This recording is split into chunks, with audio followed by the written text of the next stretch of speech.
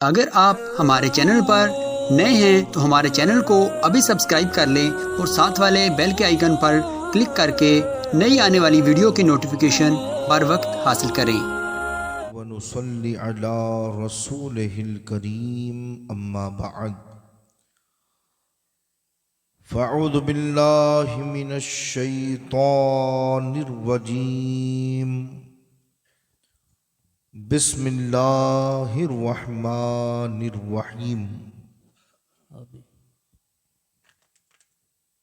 إن الذين آمنوا وعملوا الصالحات اولئک هم خیر البریہ۔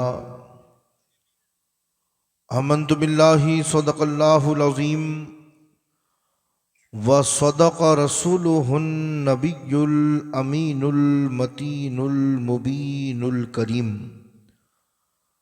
ونحن علی ذلک من الشاہدین والشاکرین والحمد للہ رب العالمین۔ سبحان اللہ سبحان اللہ۔ سامعین محترم،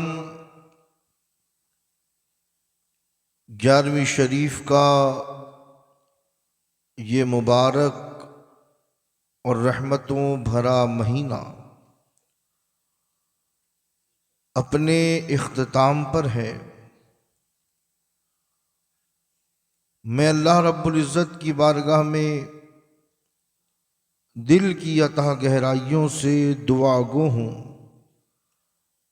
کہ اس ماہ مبارک میں جن جن لوگوں نے جہاں کہیں بھی حسب استطاعت 11ویں شریف کا اہتمام کیا، لوگوں کو کھلایا پلایا، اللہ رب العزت ان کا کھلانا پلانا اپنی بارگاہ میں قبول فرمائے، اور بڑے پیر کے صدقے و توسل سے اللہ رب العزت ہمارے ایمان اور عقیدے کی حفاظت فرمائے اور ہم سب کا خاتمہ بالخیر فرمائے۔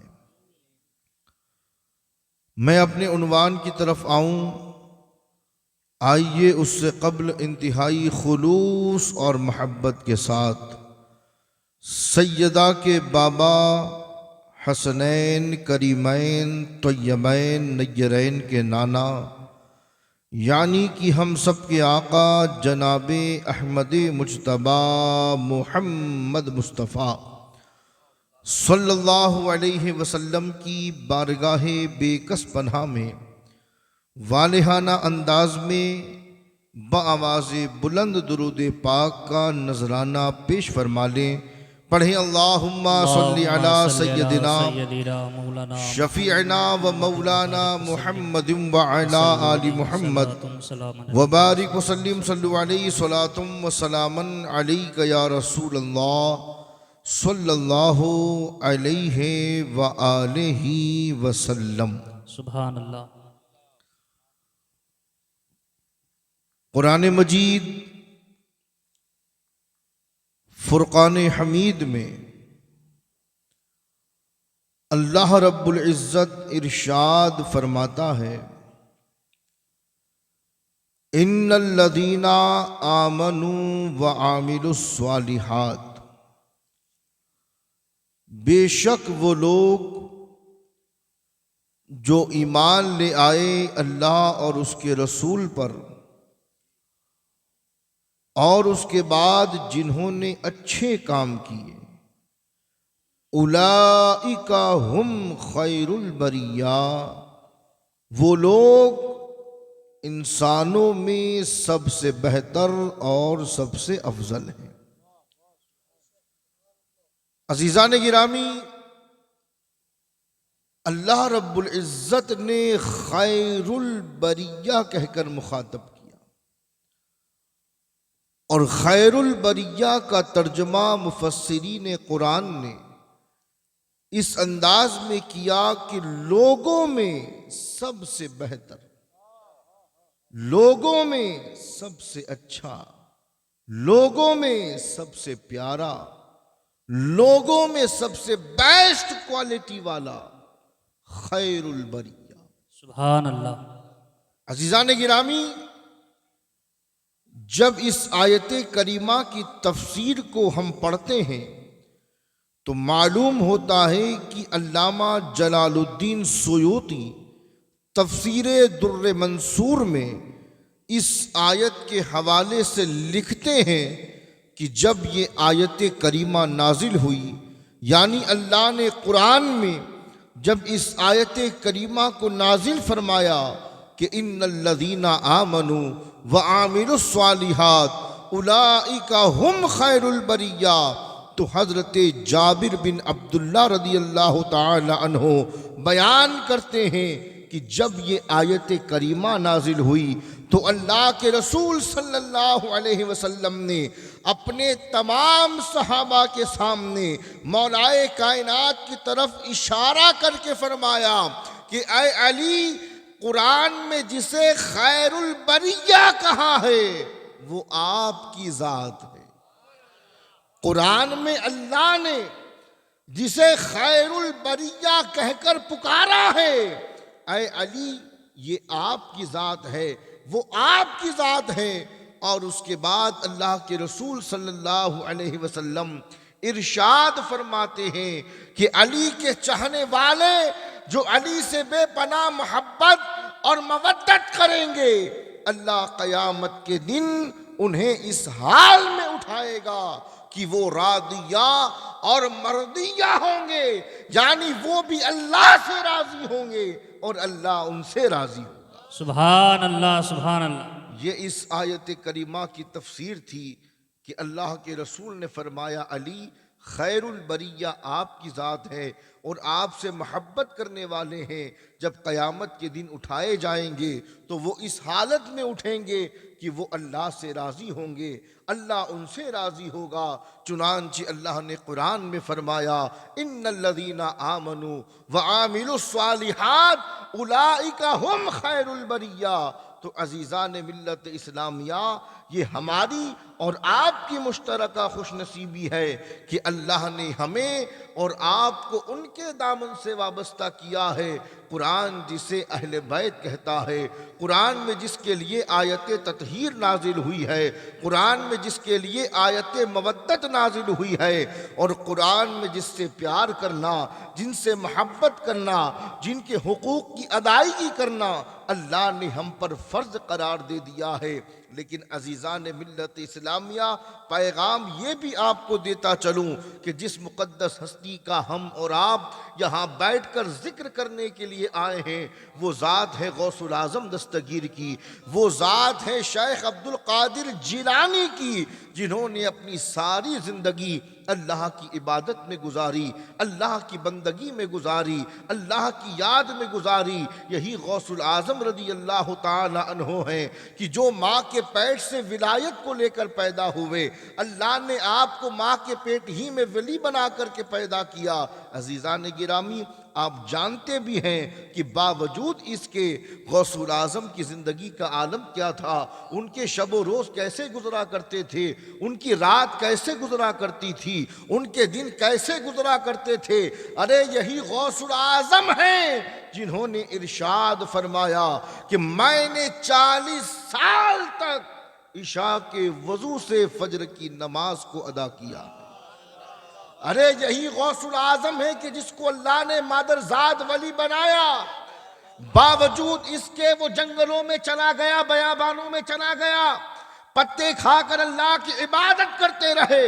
جب ہم نے عالم تصور میں پوچھا، غوث الاعظم اللہ نے آپ کو ماں کے پیٹ ہی میں ولایت عطا کر دی تھی اور آپ تو ولایت کو بانٹنے والے بنا دیے گئے تھے، پھر یہ جنگلوں میں چلے جانا، یہ بیابانوں میں چلے جانا، یہ بھوک اور پیاس کو برداشت کرنا، یہ سارا عمل آپ نے کس لیے کیا؟ تو جواب دیتے ہیں علامہ ڈاکٹر اقبال کی زبان میں کہ مٹا دے اپنی ہستی کو گر کچھ مرتبہ چاہے کہ دانا خاک میں مل کر گلے گلزار ہوتا ہے۔ غوث الاعظم قادریوں کو یہی پیغام دینے کے لیے ارشاد فرما رہے ہیں کہ قادریوں نیاز ضرور کرنا، لنگر ضرور کرنا، محفلیں ضرور سجانا، ختم غوثیہ ضرور کرنا، قصیدہ غوثیہ ضرور پڑھنا، مگر میری تعلیمات کو بھی نگاہوں کے سامنے رکھنا، میری زندگی کو بھی اپنے سامنے رکھنا، اور جس طریقے سے میں نے اللہ اور اس کے رسول کی اطاعت میں زندگی کو گزارا ہے اسی طریقے سے تم بھی زندگی گزارنا۔ اب غوث الاعظم نے اللہ اس کے رسول کی کیسے اطاعت کی؟ تو عزیزان ملت اسلامیہ، میں آپ کو بتاتا چلوں آپ کی زندگی کا احوال اور آپ کی زندگی کے حوالے سے جن جن لوگوں نے اپنی کتابوں میں لکھا، غوث الاعظم کی سیرت پر جنہوں نے کام کیا، غوث الاعظم کے حالات زندگی پر جنہوں نے کتابیں لکھی، وہ اپنی کتابوں میں لکھتے ہیں کہ غوث الاعظم رضی اللہ تعالی عنہ اطاعت رسول میں اور اللہ کی اطاعت میں اس قدر پابند تھے کہ فرائض تو فرائض، غوث اعظم نے کبھی کوئی مستحب عمل بھی نہیں چھوڑا۔ فرائض تو چھوڑنا بہت دور کی بات ہے، ولی فرض چھوڑ ہی نہیں سکتا، جی جی، اور جو چھوڑ دے وہ ولی ہو نہیں سکتا۔ ہو نہیں سکتا۔ غوث الاعظم نے شریعت کو اپنے ہاتھوں میں اس قدر تھاما اور ایسا مضبوطی سے پکڑا کہ نمازوں کے ساتھ ساتھ، فرائض کے ساتھ ساتھ نوافل کی کثرت کرتے رہے، سنت مصطفیٰ کو پابندی سے فالو کرتے رہے، اور سنت تو سنت، جو عمل مستحب ہے شریعت میں، غوث اعظم نے اس عمل کو بھی نہیں چھوڑا۔ بے شک، سبحان اللہ سبحان اللہ۔ اذانیں سن کر دور بھاگنے والوں، اذانیں سن کر دکانوں میں گھسنے والوں، اذانیں سن کر اپنے گھروں میں داخل ہونے والوں، آپ کس اس سے اپنے آپ کو قادری کہتے ہیں؟ آپ کو قادری کہلانے کا حق کس نے دے دیا؟ آپ کو غوث پاک کا غلام کہلانے کا حق کس نے دے دیا؟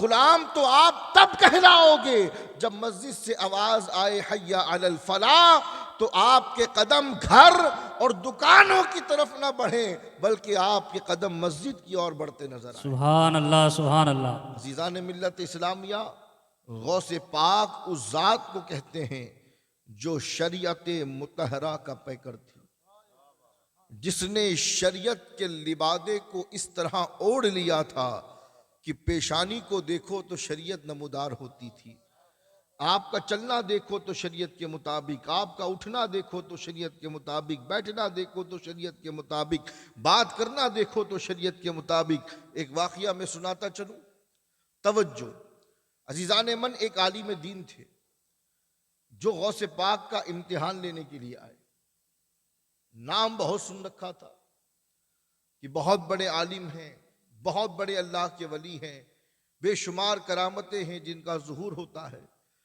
تو ایک مرتبہ آ گئے غوث پاک کی خانقاہ میں۔ اب غوث پاک نے جیسے ہی دیکھا تو دیکھ کر سمجھ گئے کہ عقیدت میں نہیں امتحان لینے آیا، تو وہ کیا میرے غوث کا امتحان لیتا، غوث پاک نے اس کا امتحان لے لیا۔ اور نماز کا وقت تھا تو غوث پاک نے کہا کہ سلام و کلام ہوا، آپ نے فرمایا کہ ٹھہرو وضو کر کے آتا ہوں۔ اب غوث پاک رضی اللہ تعالی عنہ نے وضو کا لوٹا لیا، بیٹھ گئے، اور آپ نے اس عالم دین کا امتحان لینے کے لیے خلاف سنت وضو کرنا شروع کر دیا۔ خلاف سنت، عالم آیا تھا غوث پاک کا امتحان لینے، میرے غوث نے اس کا امتحان لے لیا۔ واہ واہ۔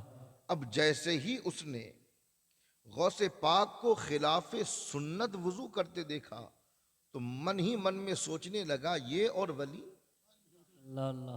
جسے وضو کرنا نہ آئے وہ ولی کیسے ہو سکتا ہے؟ خلاف سنت وضو کرنے والا سب کچھ ہو سکتا ہے، ولی نہیں ہو سکتا۔ مختصر یہ کہ غوث پاک نے وضو مکمل کیا، کھڑے ہوئے تو اس عالم دین نے کہا کہ حضور اجازت ہو تو ایک بات عرض کروں۔ غوث پاک نے فرمایا کہیے کیا بات ہے؟ تو اس عالم دین نے کہا حضور بہت نام سنا تھا، بہت چرچا سنا تھا، بہت واہ واہ سنی تھی، مگر یہاں آ کر کے دیکھا تو آپ تو خلاف سنت وضو کر رہے تھے۔ غوث پاک مسکرائے اور فرمایا یہی تو سنت طریقہ ہے، جی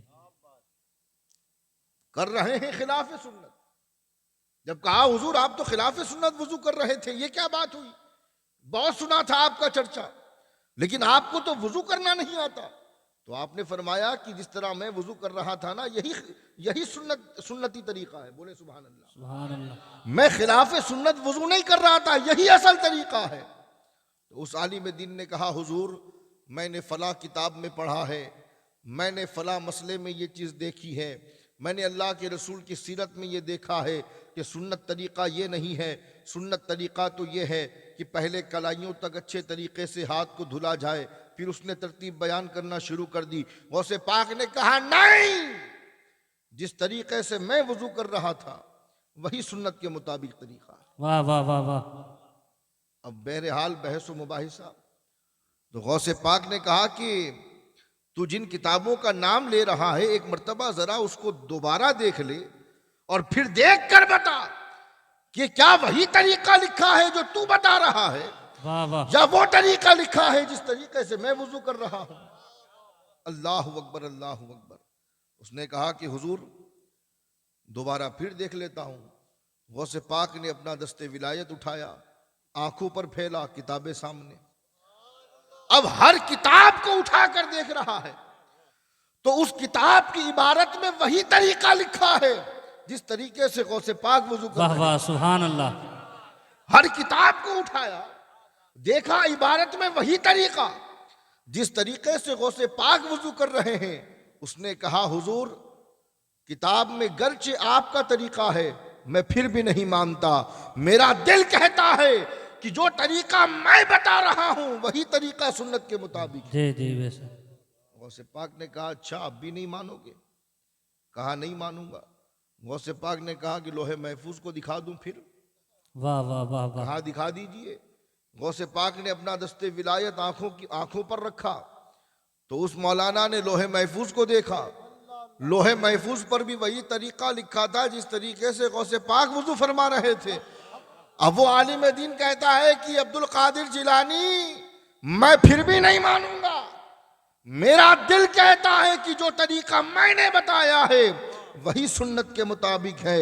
غوث پاک مسکرائے اور فرمایا کہ جب تک تمہارے جیسے عالم ربانی اس دنیا میں موجود ہیں امت محمدیہ کو کوئی گمراہ نہیں کر سکتا۔ سبحان اللہ۔ نعرہ تکبیر، نعرہ تکبیر، نعرہ رسالت، نعرہ رسالت، نعرہ حیدری، نعرہ حیدری، نعرہ غوث۔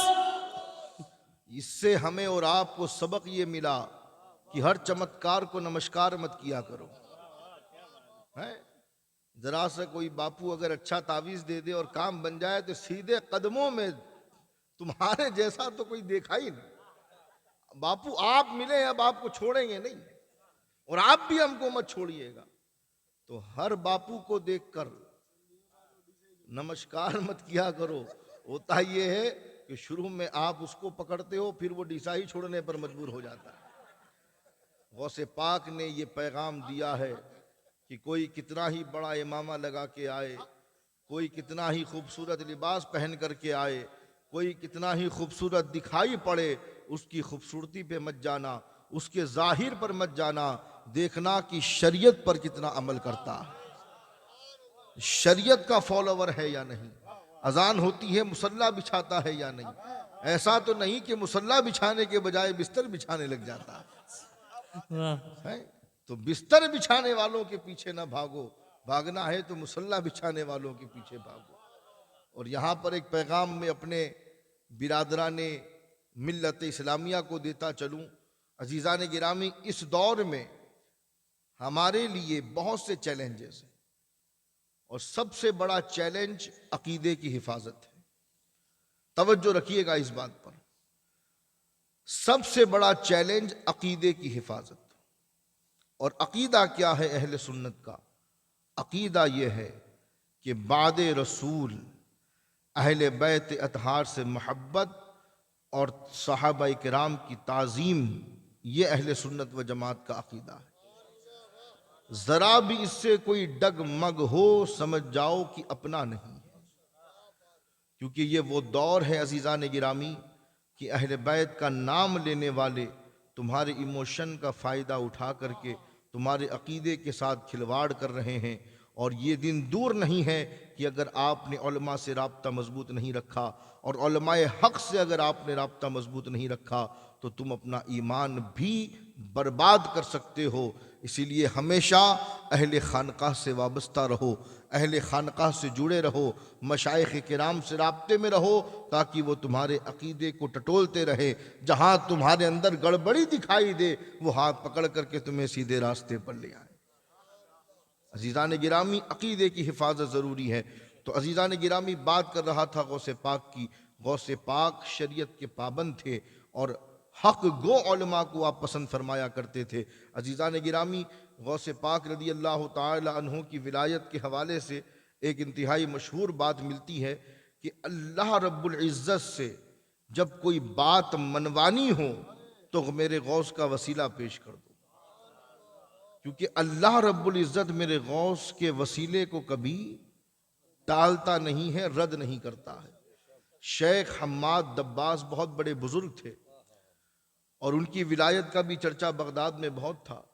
ان کا ایک مرید آیا ان کے پاس اور کہنے لگا کہ سرکار، تجارت کے لیے جا رہا ہوں، دعا کر دیں اور دیکھ کر کے بتائیں کہ میرا یہ سفر میرے لیے نفع بخش ہوگا یا نہیں۔ تو شیخ حماد دباس نے آنکھوں کو بند کیا اور کشف کے ذریعے پتہ لگایا، اور پتہ لگانے کے بعد کہا کہ بات یہ ہے کہ یہ سفر جو تم کرنے والے ہو یہ تمہارے لیے نفع بخش نہیں ہے۔ کہا کہ حضور کیسے؟ تو آپ نے فرمایا کہ بات یہ ہے کہ جب تم جاؤ گے تو یہ ڈر ہے کہ کہیں تمہارا مال نہ لوٹ لیا جائے، کہیں تمہیں مار نہ دیا جائے، کہیں تمہاری گردن کو تن سے جدا نہ کر دیا جائے۔ اب اس انسان نے کہا کہ حضور والا 6-8 مہینے ہو گئے، گھر میں جو راشن تھا وہ بھی ختم ہو رہا ہے، اگر نہیں جاؤں گا تو بیوی بچے بھوکے مر جائیں گے۔ تو شیخ صاحب نے کہا کہ دیکھو میرا کام تھا بتانا، جانا نہ جانا تمہارا کام ہے۔ اب اس نے جب وہ مایوس ہوا تو سوچا کہ کیوں نہ بغداد والی سرکار کے پاس چلا جائے، غوث پاک کی خانقاہ میں جا کر ذرا ملاقات کریں، دیکھیں وہ کیا کہتے ہیں۔ تو آیا آپ کی خدمت میں اور آنے کے بعد عرض کرتا ہے کہ حضور ایسی ایسی بات ہے، میں اپنے پیر کے پاس گیا تھا، پیر نے کہا مار دیا جائے گا، مال لوٹ لیا جائے گا، حضور آپ بتائیں میں کیا کروں، اگر نہیں جاؤں گا تو بیوی بچے بھوکے مر جائیں گے۔ آپ نے آنکھوں کو بند کیا، پھر کھولا اور فرمایا کہ جا، عبد القادر کہتا ہے نکل جا، اللہ تجھے نفع عطا فرمائے گا۔ بے شک، سبحان اللہ سبحان اللہ۔ اب غوث پاک کی دعا تھی، وہ نکل گیا، تجارت اس نے کی، بہت نفع ملا، لوٹ کر کے آ رہا تھا، راستے میں ایک سرائے تھا وہاں ٹھہر گیا۔ رات کو سویا تو خواب میں کیا دیکھتا ہے کہ اس کا مال لوٹ لیا ڈاکوؤں نے، اس کی گردن کو اڑا دی، اور جیسے ہی یہ ڈراؤنا خواب دیکھا تو ڈر کر اٹھا اور گھبرایا اور سوچنے لگا کہ یہ کیا ہوا میرے ساتھ۔ بہرحال جو نفع اسے ملا تھا، بہت سارا پیسہ تھا، وہ ٹٹولنے لگتا ہے کہ کہیں واقعی میں میرا مال غائب تو نہیں ہو گیا، لیکن ڈھونڈا تو مل گیا، سامان سمیٹا، بغداد پہنچا، سب سے پہلے پیر کی بارگاہ میں، اور پیر سے آنے کے بعد کہتا ہے کہ حضور آپ نے تو کہا تھا کہ مال لوٹ لیا جائے گا، آپ نے تو کہا تھا کہ گردن کو اڑا دیا جائے گا، مگر دیکھو میں اتنا سارا نفع لے کر آیا ہوں، نہ مجھے لوٹا گیا، نہ میری گردن اڑائی گئی، نہ مجھے کسی نے کوئی نقصان پہنچایا۔ تو شیخ حماد دباس رحمت اللہ علیہ فرماتے ہیں کہ پھر میرے پاس کیوں آیا ہے، جس نے بھیجا تھا اسی کے پاس چلا جا، سبحان اللہ اور سبحان اللہ۔ معلوم کر کہ حقیقت کیا ہے۔